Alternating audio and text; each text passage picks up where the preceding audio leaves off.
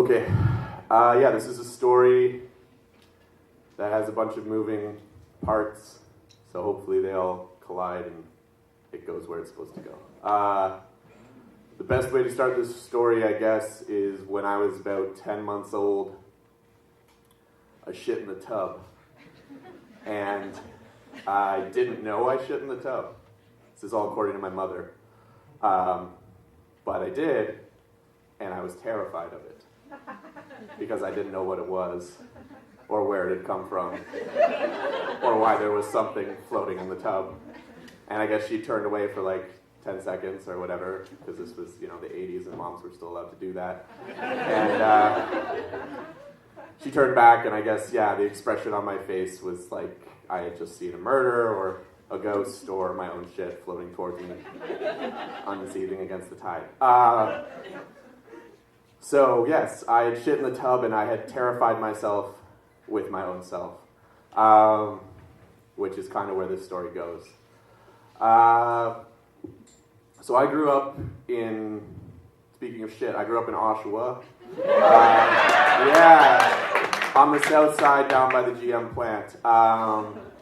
And I went to, it was the kind of neighborhood where like when people ask me what it's like, it was, have you ever had your Christmas lights stolen and then pawned down the street? Have you ever, woken up to your neighbor being thrown down the stairs 3 times by her husband? That kind of thing.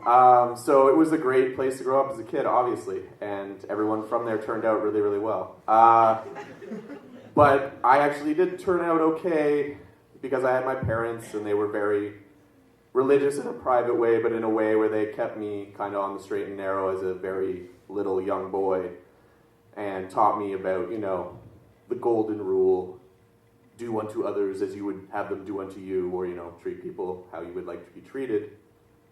And that's, a fairly good way to usually live your life. That's probably something that, like, in a grade 2 classroom, they have it in, like, 7 different religions where it's shown up, and everyone should follow this, and it's recognized around the world, and that's great.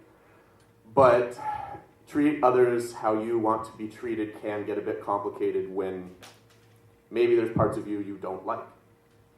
And maybe there's parts of you that you do hate. And growing up in Oshawa, there were kids named Chuckles.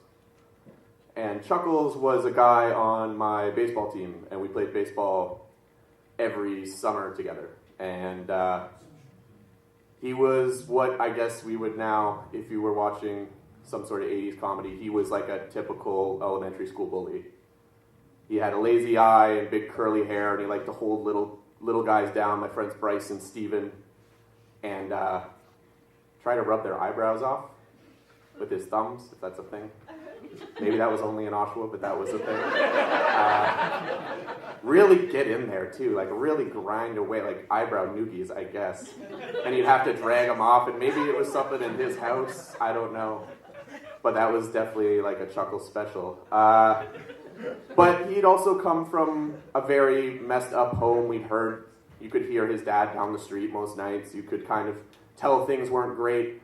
And the one time when Chuckles wasn't being an asshole was when he was playing baseball in the summers, when we weren't at school, when he wasn't being told every day that he was an idiot or that he wasn't smart or that he, had fucked up again and his mom had put mustard on his sandwich and he was allergic to it and he puked all over the classroom. So when we were playing baseball, when we were playing t-ball, whatever, we were growing up together. In the summers, the sort of vicious eyebrow noogie Chuckles went away because this is back when the Blue Jays could win things, and which we hope for again. But this was back when they were winning, or they had just won, and everyone was still wearing Joe Carter jerseys. And Chuckles really wanted to be this baseball player and to really kind of fit in. And that was great, but he was really bad at baseball. He couldn't hit, he couldn't field, he couldn't really run, but he loved being on the team. And he loved being there, and we felt really, he was the eyebrow rubber outer. We couldn't really make fun of him for being bad at baseball because he was still so much bigger than all of us. But he would wear his jock everywhere. in the summer, like some like weird cod piece all the time, like on his bike, so it'd be like extra forward as he was sitting back far and riding up and down the street without a helmet. He would wear it to your birthday party if you had invited him. You made that mistake. He would wear it under his swim trunks. He would wear the jock all the time because that was the one piece of baseball equipment that you could wear everywhere. He luckily wouldn't wear it to school. I think his parents finally talked him out of that. But for a summer when we were about 8 years old, you always knew Chuckles was coming because he was wearing the jock. No one else picked up that fashion statement. But again, he was very big. He liked to rub out people's eyebrows. So we kind of just let that exist for a while. But time passed. Baseball ended. It was probably, I think we were in grade 3 or 4, so it was softball, let's be honest. We couldn't steal bases yet. And we all went back to our shitty school in Oshawa where some guy had been beaten to death under a bridge, and they hadn't really ever cleaned it up really well, so you could kind of still see what had happened. And it was right by a train track too, which was really safe, and you know, we were always finding broken glass in the grass and in the sand, but that was fine because we grew up there and that was normal. But we came back to school and we'd kind of given Chuckles all this space in the summer, and we felt really good about ourselves, I guess. We felt like we were doing the right thing, and Chuckles had really wanted to fit in. I mean, I wanted to fit in at school. So did Bryce and Steve, these two really little dudes who Chuckles had used to pick on, but was on the baseball team with us. But as soon as we returned back to school, Chuckles went back to his old habits of, you know, picking on the smaller guys, of, you know, punching like grade 2s in the face on the bus, which never really made sense, but it was something that was done. He just went right back to being this asshole he had been before. And we kind of, me and I'm sure it was very much a pack mentality what happened next. We thought we had given him a chance to fit in and play baseball with us and to not be this monster we kind of thought he was.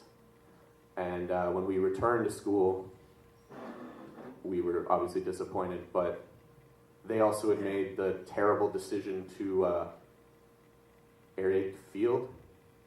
So you had all these small children coming back to a field covered in what looked like dog turds, which were the perfect size to throw at people or to pitch at people or to stuff into people's hair and mouth and eyes and ears.